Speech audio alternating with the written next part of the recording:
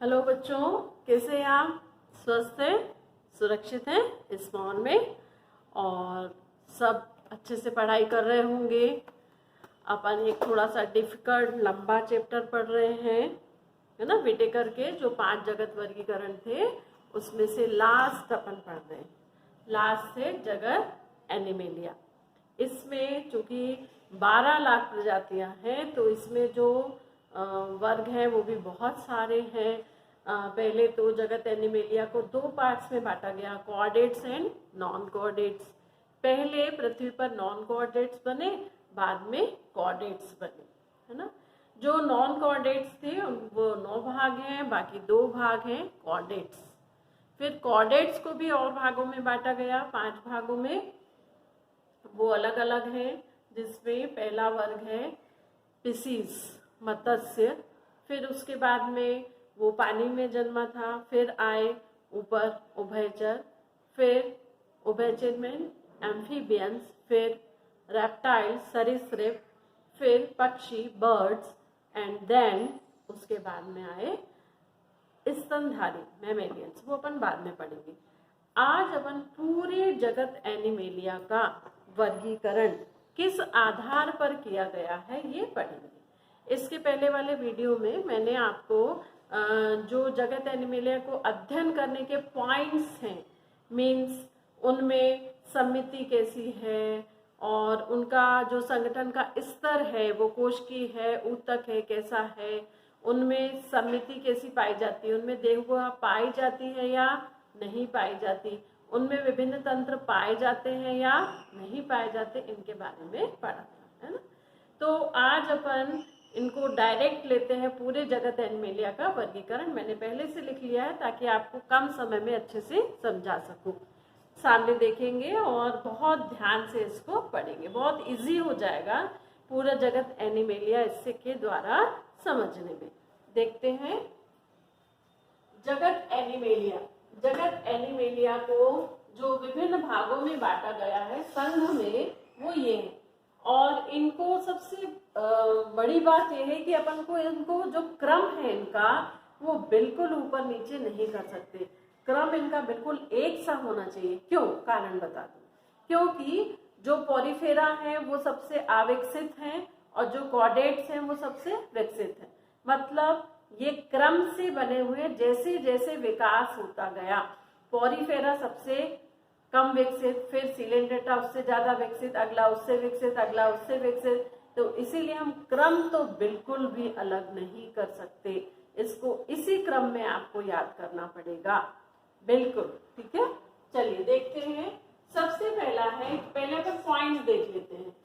ये संघ का नाम है, ये संगठन के स्तर। इसको थोड़ा मैं हाईलाइट कर देती हूँ आपको ताकि देखने में आसानी हो। ये है संघ, फिर है संगठन का स्तर, फिर है समिति, सीलोम, खंडीकरण, फिर है पाचन तंत्र, फिर है श्वसन तंत्र, परिवहन तंत्र और फिर है विशिष्ट लक्षण।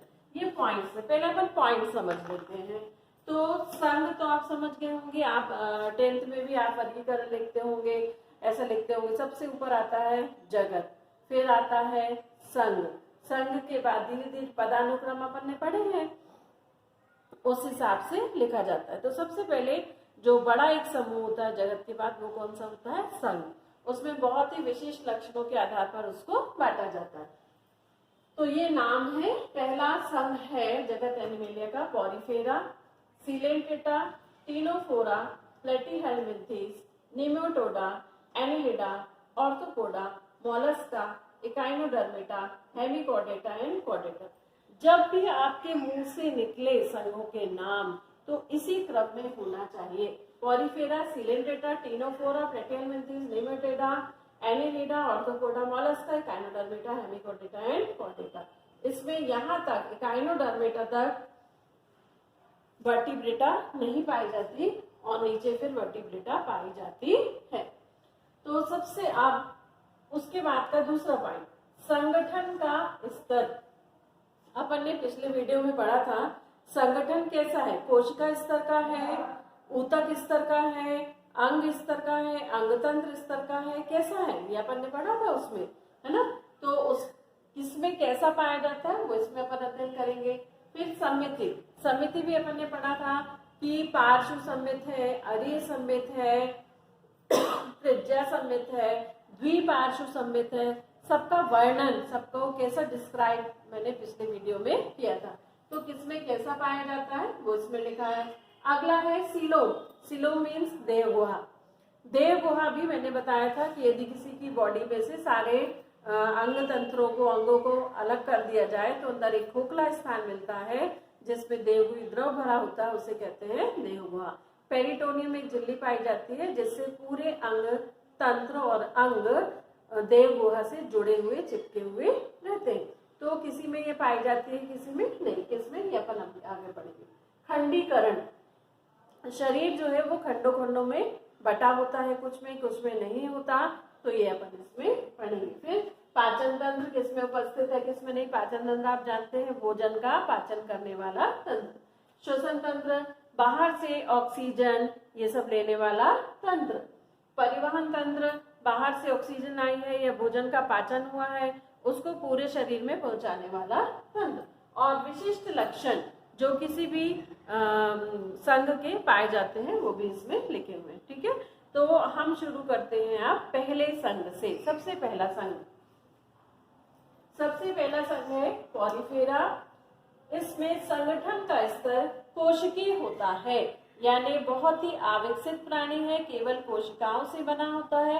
कोशिकाएं समूह में कार्य तो करती है लेकिन एक साथ मिलकर एक जैसा कार्य नहीं करती, संरचनात्मक रूप से अलग अलग कार्य करती है।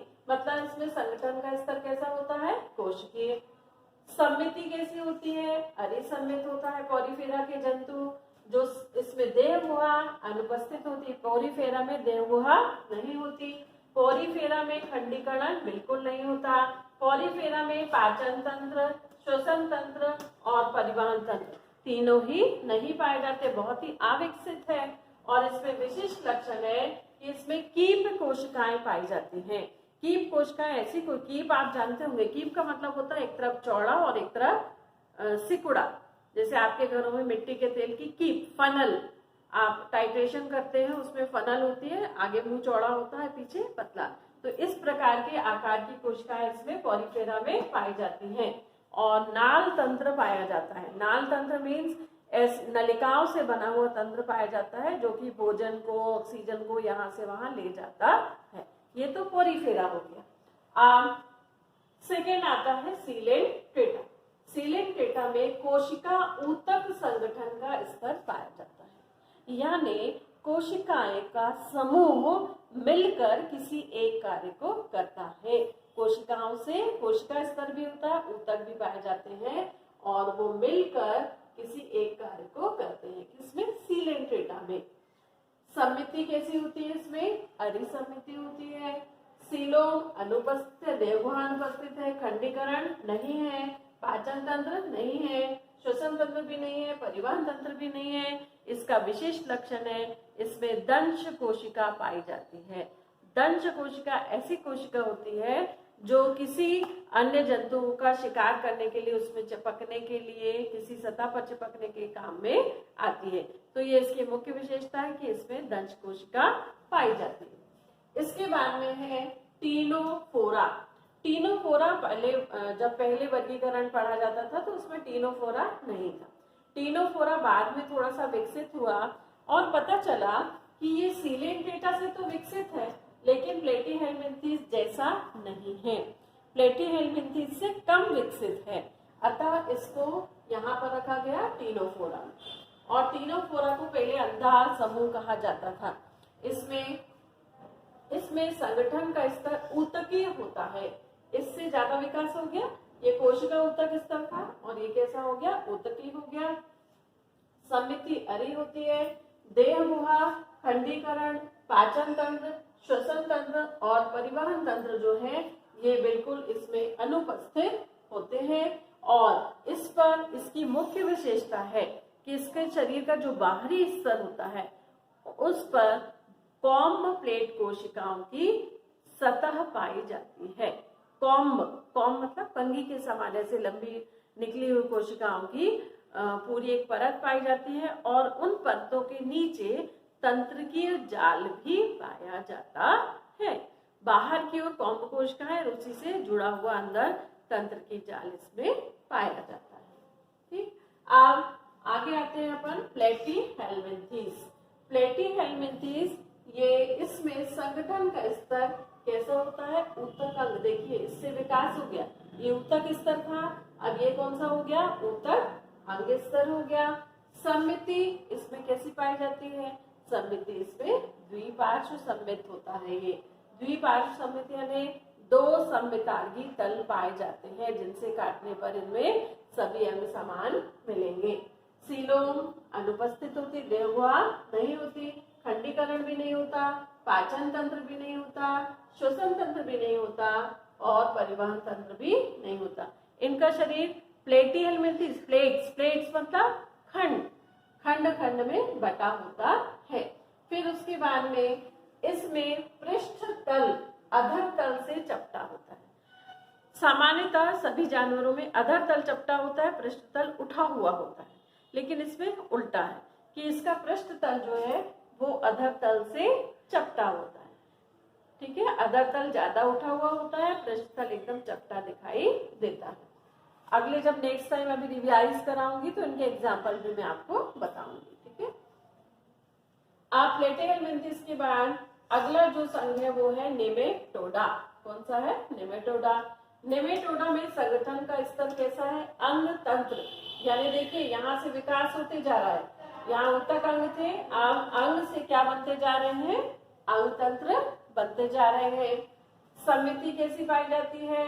द्विपार्श्व। किसमें? नेमेटोडा में। नेमेटोडा में जो सीलोम है वो स्यूडोसीलोम पाई जाती है। स्यूडोसीलोम का मतलब होता है देहगुहा तो है लेकिन अंदर पेरिटोनियम नहीं है, देहगुही द्रव्य नहीं है, बस अंग उसमें बीच में ऐसे रखे हुए ही होते हैं, तो उसे कहा जाता है स्यूडोसीलोम, फुट गुहिका। इनमें देखो अनुपस्थित थी और यहाँ पर उपस्थित है, विकास हो रहा है धीरे धीरे। खंडीकरण नहीं पाया जाता, पाचन तंत्र, श्वसन तंत्र और परिवहन तंत्र उपस्थित नहीं होता। ये क्रमी रूपी होते हैं। क्रमी का मतलब होता है जो सामने और पीछे से चपटे, शरीर बेलनाकार, चूषक अंग पाए जाते हैं। पचे हुए भोजन को ये पचा पचाया भोजन जो है अवशोषित करके जीवित रहते हैं। ज्यादातर ये परजीवी होते हैं। फिर अगला है जो इसका संघ है वो है एनेलिडा। अगला अंग कौन सा है? एनेलिडा। एनेलिडा में अंग तंत्र पाए जाते हैं और इसमें सममिति भी द्विपार्श्व सममिति पाई जाती है। सीलोम, वास्तविक सीलोम पाई जाती है। देखिए यहाँ से विकास हो गया, ये स्यूडोसीलोम थी, अब ये वास्तविक सीलोम पाई जाती है। खंडीकरण उपस्थित होता है, इसकी विशेषता ही है इसका शरीर बाहर से ही खंड खंड बटा हुआ दिखता है। पाचन तंत्र पूर्ण रूप से पाया जाता है। श्वसन तंत्र नहीं होता, परिवहन तंत्र उपस्थित होता है। यदि श्वसन तंत्र नहीं होता तो श्वसन कैसे होता? बहुत विकसित है, त्वचा द्वारा श्वसन होता है। यहाँ आप देख सकते हैं कि श्वसन तंत्र अनुपस्थित है, त्वचा द्वारा श्वसन। त्वचा जो है वो पतली हो जाती है फूलकर और उससे अंदर जो वायु आती है विसरण द्वारा वो रक्त द्वारा पूरे शरीर में पहुंचती है। परिवहन तंत्र उपस्थित होता है, बहुत अच्छे से होता है। इसमें लूप्स, हार्ट्स सभी कुछ पाया जाता है और आगे ले जाने वाली, पीछे ले जाने वाली अलग अलग नलिकाएं भी पाई जाती हैं। और इनके शरीर में विखंडी खंडी भवन पाया जाता है। विखंडी खंडी भवन का मतलब है केंचुआ। केंचुआ सबने देखा होगा, इसी के अंतर्गत आता है। उसमें बाहर से ही हमें खंड खंड बटे हुए दिखाई देते हैं और वो जो खंड खंड बाहर दिखाई देते हैं वो अंदर की तरफ भी वो खंड हमें दिखाई देते हैं। जैसे ट्रेन के डब्बे होते हैं, वो डब्बे बाहर से तो अलग अलग दिखते हैं, अंदर से कनेक्टेड रहते हैं, एक दूसरे से जुड़े रहते हैं। उसी तरह ये केंचुए में भी बाहर से तो खंड खंड अलग दिखते हैं लेकिन अंदर से वो एक दूसरे से कनेक्टेड रहते हैं। अंदर भी खंड देखे जा सकते हैं परंतु पूरी तरह से बंद नहीं रहते। अब है अगला एनिलिडा के बाद है और विकसित जो संघ है वो है ऑर्थोपोडा। ऑर्थो यानी होता है 8, है ना, आप केमिस्ट्री भी पढ़ते हैं उसमें आता है। ऑर्थोपोडा 8, पोडा, पोडा यानी पैर। तो इसमें ऑर्थोपोडा में उन जंतुओं को रखा जाता है जिनमें पैर जो है वो 4 जोड़ी या उससे अधिक पाए जाते हैं, 4 जोड़ी या उनसे अधिक, और पैर खंड खंड से मिलकर बने होते हैं। इनमें संगठन का स्तर कैसा है? अंग तंत्र पाया जाता है, विकसित है ये तो अंग तंत्र पाया जाता है। समिति जो विकसित होंगे सब में अधिकतर में कौन सी पाई जाएगी? द्विपार्श्व समिति पाई जाती है। सीलोम कैसी होती है? न्यूनीकृत यानी बहुत ही छोटी होती है, अंदर की तरफ बहुत ज्यादा इसमें देह गुहा बड़ी नहीं पाई जाती। खंडीकरण उपस्थित होता है यानी शरीर गर्दन सिर धड़ ऐसे में बटा होता है। पाचन तंत्र उपस्थित होता है, श्वसन तंत्र भी उपस्थित होता है, परिवहन तंत्र भी उपस्थित होता है, यानी ये पूर्ण रूप से विकसित जीव है। अब इसकी जो विशेषता है उसमें विशेषता है काइटिनी बाह्य कंकाल, यानी जो बाहर का कंकाल है वो कैसा होगा? जो बाहर का कंकाल होगा काइटिन से बना होगा। किससे बना होगा? काइटिन से। सबने कॉकरोच देखा है, कॉकरोच में आप देखते हैं उसके जो पंख है, उसकी बॉडी ऊपर से यदि हमारे शरीर को छू जाए तो ऐसे कड़क सा ऐसा लगता है कोई झंखार जैसा कुछ छू गया है, तो वही चीज क्या कहलाती है? काइटिन। तो बाह्य कंकाल, आंतरिक कंकाल नहीं होता, हम में क्या पाया जाता है? आंतरिक कंकाल होता है जो हमारे शरीर की बॉडी को स्ट्रेट रखता है। तो इनमें जो कॉकरोच वगैरह है, कीट वर्ग के प्राणी हैं, जितने भी कीट वर्ग के प्राणी हैं उनमें बाह्य कवच पाया जाता है, बाह्य कंकाल पाया जाता है जो शरीर को एक निश्चित आकार देता है। वो बाह्य कंकाल किससे बना होता है? काइटिन से। और इसमें जो उपांग है, इसमें अलग अलग उपांग होते हैं, पैर तो होते ही होते हैं, मुख उपांग भी पाए जाते हैं जो खंडों खंडों से मिलकर बने होते हैं। अब इसके बाद में अगला संघ है मोलस्का। मोलस्का भी संगठन स्तर कौन सा है? इसमें अंगतंत्र टाइप का है। कौन से टाइप का है? अंगतंत्र टाइप का। समिति द्विपार्श्व, जितने भी आप देखिए विकसित है सब में द्विपार्श्व समिति है। फिर सीलोम न्यूनीकृत है, ज्यादा विकसित नहीं होती। खंडीकरण उपस्थित होता है, पाचन तंत्र पाया जाता है, श्वसन तंत्र भी पाया जाता है, परिवहन तंत्र भी पाया जाता है, और शरीर के बाहर या अंदर कैल्शियम का कवच होता है। सभी ने सीपी शंख अपने बचपन में रेत में से बहुत बटोरे हुए। शंख के बारे में सभी जानते हैं। शंख क्या होता है? शंख जो नदियों में समुद्र में कैसे मिलता है? नदी समुद्र में ऐसा जीव पाया जाता है जिससे एक रस निकलता है, और वो रस जो पानी है वहां का उसमें घुली हुई कार्बन डाइऑक्साइड से क्रिया करके कैल्शियम कार्बोनेट बनाता है, और उस कैल्शियम कार्बोनेट से पूरे शरीर को चारों तरफ से ढांक लेता है। सीपी, शंख, इसके अलावा घोंगा, इन सब में ऐसा कड़क आवरण बना होता है। उस कड़क आवरण को ही क्या कहा जाता है? कवच। और अंदर जो जीव है बहुत मुलायम होता है, सॉफ्ट होता है, उसके अंदर जीवित रहता है। अब अंदर वाला जीव जब थोड़ा बड़ा हो जाता है तो वो पहले वाले अपने कवच को छोड़ देता है, पहले वाला कवच खाली कर देता है और नया कवच बना लेता है। वही खाली खाली रूप में हमें शंख जो है वो या वहां पर नदी, तालाब, समुद्र में मिलते हैं। जब जीव मर भी जाता है तो उसका अंदर का शरीर खुल जाता है और शंख क्या हो जाता है? खाली हो जाता है। उनको शरीर में ऊपर कवच है, ऊपर कड़क है, तो उसको किसमें रखा जाएगा? मोलस्का में। इसकी मुख्य विशेषता है। फिर अगला संघ है इकाइनोडर्मेटा।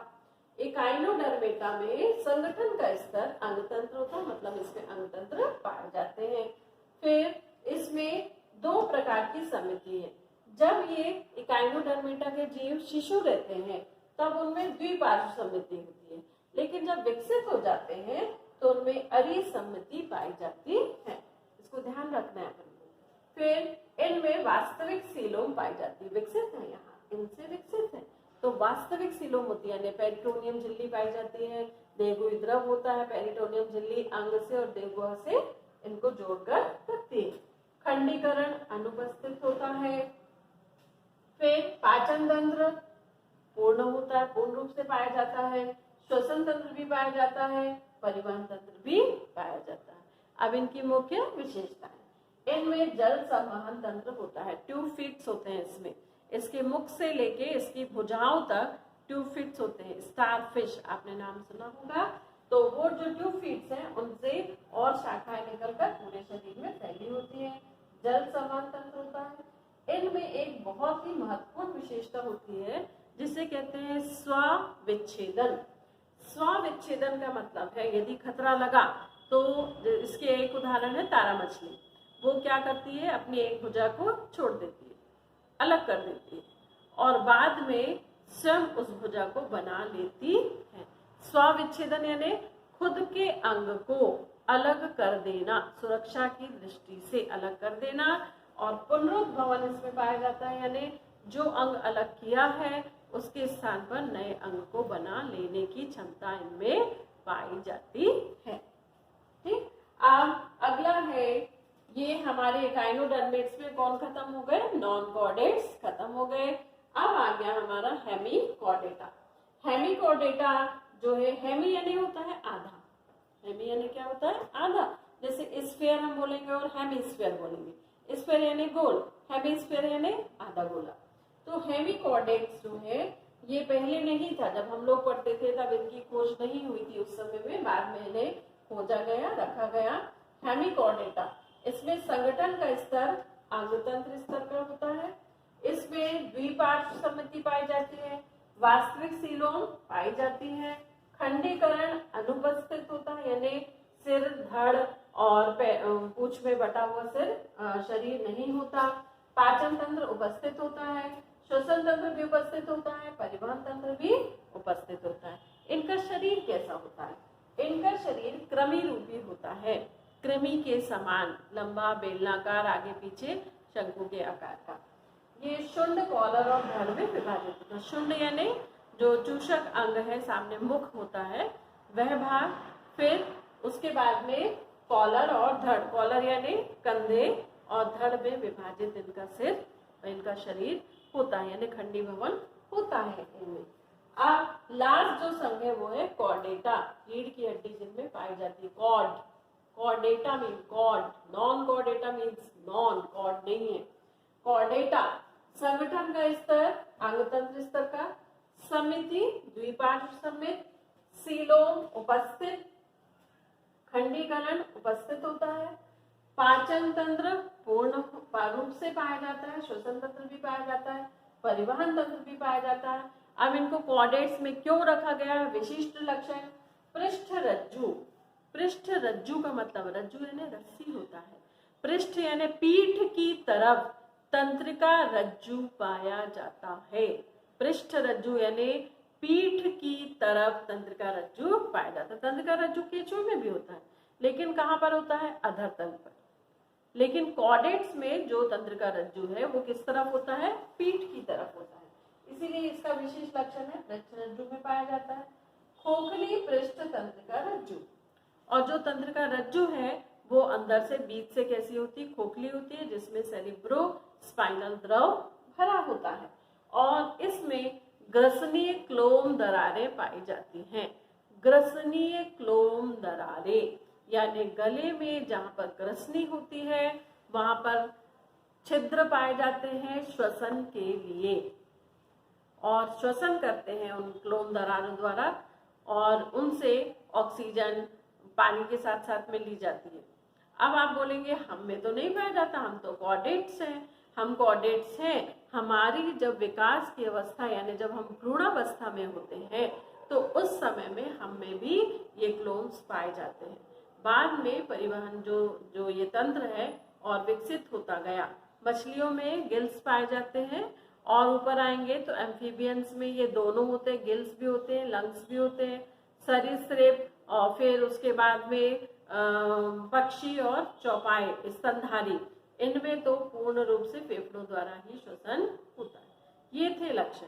अब देखिए ये जो चार्ट बना है ना, इससे आपको बहुत सारी चीजें समझ में आ जाती हैं। एक तो मैंने आपको भी बताया। अब देखो यदि मान लो आपको प्रश्न आता है पोरीफेरा के विशिष्ट लक्षण लिखिए, तो आप क्या करोगे, ये चार्ट आपको याद हो गया है। आप पॉरीफेरा का पहला लक्षण लिखोगे, इसमें कोष्ठी स्तर का संगठन स्तर पाया जाता है, इसमें अरिसमिति पाई जाती है, सीलोम अनुपस्थित होता है, खंडीकरण अनुपस्थित होता है, पाचन तंत्र अनुपस्थित होता है, श्वसन तंत्र अनुपस्थित होता है, परिवहन तंत्र अनुपस्थित होता है और इनमें की प्रकार की कोशिकाएं एवं नाल तंत्र पाया जाता है। देखो लक्षण भी इसी से याद हो जाएंगे आपको। मान लीजिए आपको परीक्षा में प्रश्न आता है कि एनीलिडा के विशिष्ट लक्षण लिखिए, तो आप बस इसी चार्ट को देख लीजिए। इसमें अंगतंत्र स्तर का संगठन स्तर होता है, समिति द्विपार्श्व समिति पाई जाती है, वास्तविक सीलोम पाया जाता है, खंडीकरण इसमें उपस्थित होता है, पाचन तंत्र पाया जाता है और त्वचा द्वारा श्वसन होता है, श्वसन तंत्र नहीं होता, परिवहन तंत्र उपस्थित होता है और इसका जो शरीर है वो खंडों खंडों में बटा हुआ होता है। तो इस चार्ट से ना केवल आपको पूरे संघों के नाम मिल रहे हैं बल्कि प्रत्येक संघ की विशिष्ट लक्षण भी दिख रहे हैं आपको। यदि आप पूरा चैप्टर ऐसे पलटते जाएंगे तो आपको ऐसा इतना सुंदर तरीके से आपको नहीं मिलेगा। ये चार्ट से आपको बहुत फायदा होगा, प्रत्येक संघ के विशिष्ट लक्षण आपको इसमें मिल रहे हैं। ठीक है, एक तो ये हो गया। अब दूसरा क्या हुआ, इससे क्या फायदा हो रहा है हमसे अब मैंने आपको बोला था कि ये पूरे लक्षण पूरे संघ जो है लाइन बाय लाइन जैसे लिखे हुए ऐसे ही बोलना है। क्यों बोलना है? क्योंकि पोरीफेरा सबसे कम विकसित है, उससे विकसित सीलेंट्रेटा, उससे विकसित टीरोफोरा, उससे विकसित लैटियरमेंथेज, उससे विकसित नेमेटोडा। मतलब कम विकसित से धीरे धीरे हम कहाँ जा रहे हैं? अधिक विकसित की ओर। ऐसे ही हम यदि यहाँ आएंगे तो यहाँ भी हम देखेंगे कि यहाँ ये सबसे कम विकसित है और जैसे जैसे हम नीचे जा रहे हैं विकास होता जा रहा है। आपको दूसरी चीज भी इससे समझ में आ रही है कि इनको वर्गीकरण कैसे किया गया है, किस आधार पर किया गया है। इनको वर्गीकृत इनमें उपस्थित लक्षणों के आधार पर किया गया है और वो लक्षण कम विकसित से अधिक विकसित की ओर धीरे धीरे अग्रसर हो रहे हैं। पृथ्वी पर सबसे पहले ये बने और सबसे अंत में कॉर्डेक्स बने। तो विकास किस क्रम में हुआ इसको देखने से हमें बहुत अच्छे से समझ में आता है। विकास के क्रम में धीरे धीरे कौन से परिवर्तन होते गए। यदि विकास के क्रम में हम जाएं तो संगठन का स्तर धीरे धीरे धीरे धीरे विकसित होता गया। यदि विकास के क्रम में जाएं तो समिति विकसित हो गई। पहले जो शुरू में अविकसित जंतुओं में अरिसमिति और बाद में सभी में अधिकतर क्या पाई जाती है? द्विपार्श्व समिति। सीलोम देहगुहा जो अविकसित जीव थे उनमें नहीं पाई जाती थी और जैसे जैसे अपन आएंगे तो देखो अनुपस्थित से कूट यानी थोड़ी सी बनी जो कि पूर्ण रूप से अच्छे से नहीं बनी। फिर वास्तविक सीलोम, फिर आगे जैसे जैसे विकसित होते गए वास्तविक सीलोम। खंडीकरण भी पहले नहीं था, धीरे धीरे सभी में लगभग उपस्थित था इकाइनोडर्मिस को छोड़कर, इकाइनोडर्मिस और हेमिकार्डेटा को छोड़कर। पाचन तंत्र पहले नहीं था, फिर सभी में है। श्वसन तंत्र पहले नहीं था, फिर सभी में है। परिवहन तंत्र पहले नहीं था, फिर सभी में है। मतलब इससे हमें ये भी पता चलता है, क्यों मैंने बोला कि आपको इसी क्रम में याद रखना है, क्योंकि इनका सही क्रम जिस हिसाब से ये विकसित हुए यही है। ठीक है, मैंने आपको बोला था मैं आपको एग्जाम्पल दिखाऊंगी। ठीक है, तो जो मेरे पास है वो मैं आपको दिखा रही हूँ, आप देखिए। सबसे पहले अपन ने ये पढ़ा था पॉरीफेरा, ये पॉरीफेरा पढ़ा था। पॉरीफेरा देखो, पोरी का मतलब होता है पोर्स, फेरा यानी चारों तरफ, ऐसा भी हम याद रख सकते हैं।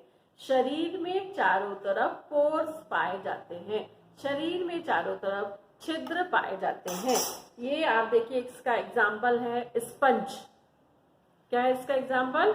स्पंज। ये ऐसे छूने में हमें पत्थर जैसे लगता है, जैसे कि छेद छेद वाला कोई पत्थर हो।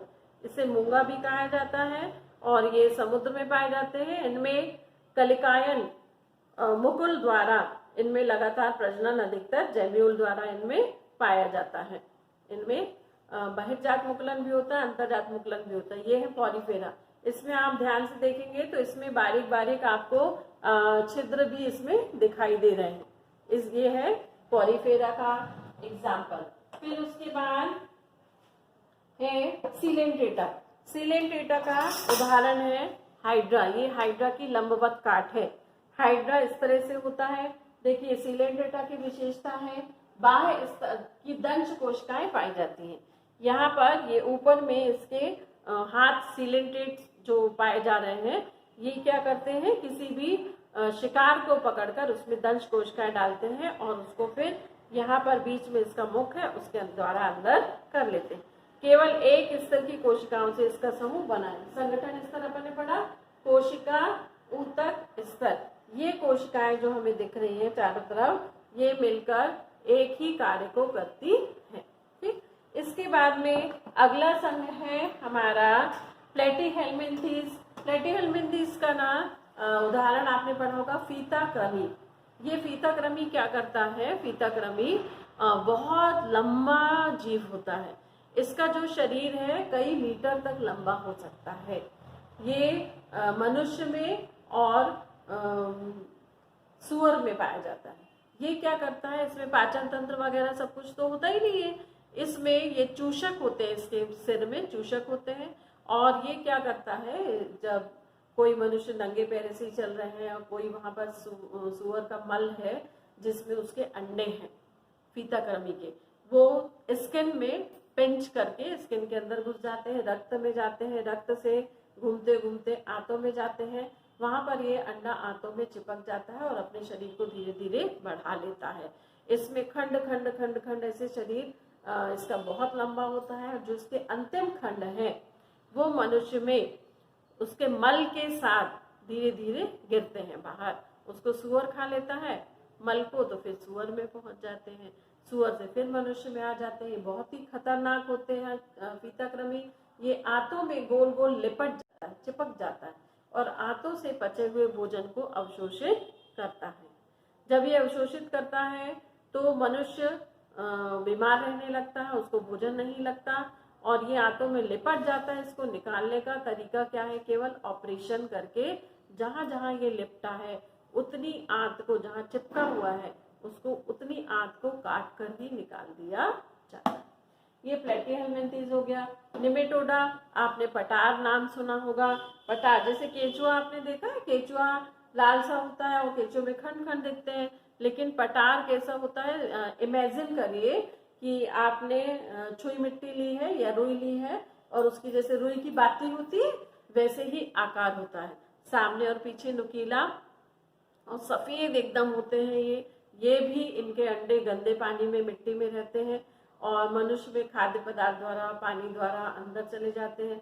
वहां पर ये जाकर आंतों में ये भी चिपक जाते हैं। इनमें मुंह में चूषक होते हैं, पचे हुए भोजन को अवशोषित करते हैं। किसमें, नेमेटोडा में। जो इसमें अधिकतर ऐसे जीव होते हैं कृमि के समान होते हैं और पचे हुए भोजन को अवशोषित करते हैं। उसके बाद में है एनिलिडा। एनिलिडा में आते हैं केचुआ। तो एनिलिडा के अंतर्गत इसका विशेष लक्षण है, कोई भी जंतु में ऊपर ऊपर लाइनें दिख रही, कन खजूरा तो नहीं, सॉरी, सेंटीपीड वगैरह में लीच, जोक जानते हैं आप, जोक, केचुआ, इसमें बाहर बाहर हमको गोल गोल खंड दिखाई देते हैं। तो वो किस में आते हैं, एनिलिडा में। ऑर्थोपोडा मैंने बताया 8 पैर। 8 पैर का मतलब कितने हैं, 4 जोड़ी पैर। यदि किसी जीव में 4 जोड़ी पैर या उससे अधिक पाए जाएंगे और खंड खंड से बने हुए पैर होंगे, उपांग खंड खंड से बने होंगे, तो उनको किस में रखा जाएगा, ऑर्थोपोडा में। मोलस्का में किसको रखा जाता है, जिनके शरीर के ऊपर कैल्शियम कार्बोनेट का बना हुआ कवच पाया जाता है। तो अभी तो पहले ये आप देखिए केचुआ, इसमें ये केचुआ तो सभी ने देखा होगा, इसमें बीच बीच में खंड खंड पाए जाते हैं और इसमें गिना भी जा सकता है। केचुए में 100 से 120 खंड करीब पाए जाते हैं। ये है ऑर्थोपोडा का एग्जाम्पल एक। इसमें मुख्य उपांग आपको दिख रहे हैं, कॉकरोच भी उसका एग्जाम्पल है। जो उपांग बहुत सारे आपको ऐसे पैर इसमें दिख रहे हैं, मुंह से निकले हुए अंग है और वो खंड खंड में बटे हुए होते हैं। ये ऑर्थोपोडा का है। झींगा मछली है। फिर इसके बाद में मोलस्का। जो मोलस्का है ये ऐसा शंख सबने देखा होगा, शंख सबके घरों में अधिकतर रहता है। तो ये है मोलस्का का उदाहरण पाइला ग्लोबोसा। पाइला है जिसमें बाहर की ओर कवच पाया जाता है।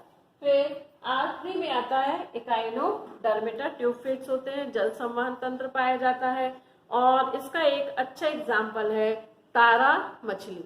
ये तारा मछली जो है ये इसमें पुनरुद्भवन की क्षमता, स्वविच्छेदन की क्षमता होती है। किसी भी भुजा को ये काट कर अलग कर सकती है स्वयं से और फिर उसको निर्मित कर सकती है। तो ये है इकाइनोडर्मेटा की तारा मछली। ठीक है, ये अब आप समझ गए होंगे पूरे जगत एनिमेलिया का। ये यहाँ तक इकाइनोडर्मेटा हेमिकॉर्डेटा तक पूरे लक्षण अपन ने पढ़ लिए। फिर कॉर्डेटा को और भागों में बांटा गया है, उसको अपन नेक्स्ट वीडियो में पढ़ेंगे। और ये चार्ट आप बिल्कुल बना ले कॉपी में, रजिस्टर में आड़ा करके उसको बना ले। इससे बहुत मदद मिलेगी आपको कि अधिकतर यदि, और साथ में इसमें एग्जाम्पल नहीं लिखे मैंने, आप एक एक एग्जाम्पल भी सबका लिख लेंगे।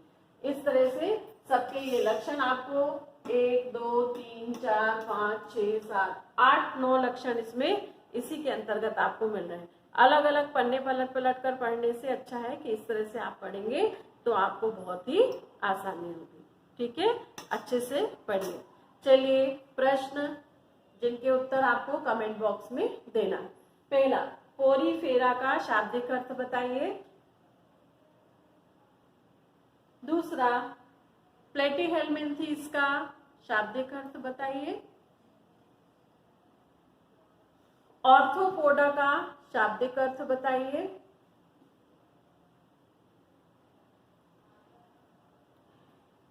इकाइनोडर्मेटा में कौन सी विशिष्टता पाई जाती है जो अन्य किसी में भी नहीं पाई जाती। कॉर्डेट्स का मुख्य लक्षण क्या है, कमेंट बॉक्स में जरूर उत्तर दीजिए। ठीक है, पढ़ते रहिए, स्वस्थ रहिए, सुरक्षित रहिए।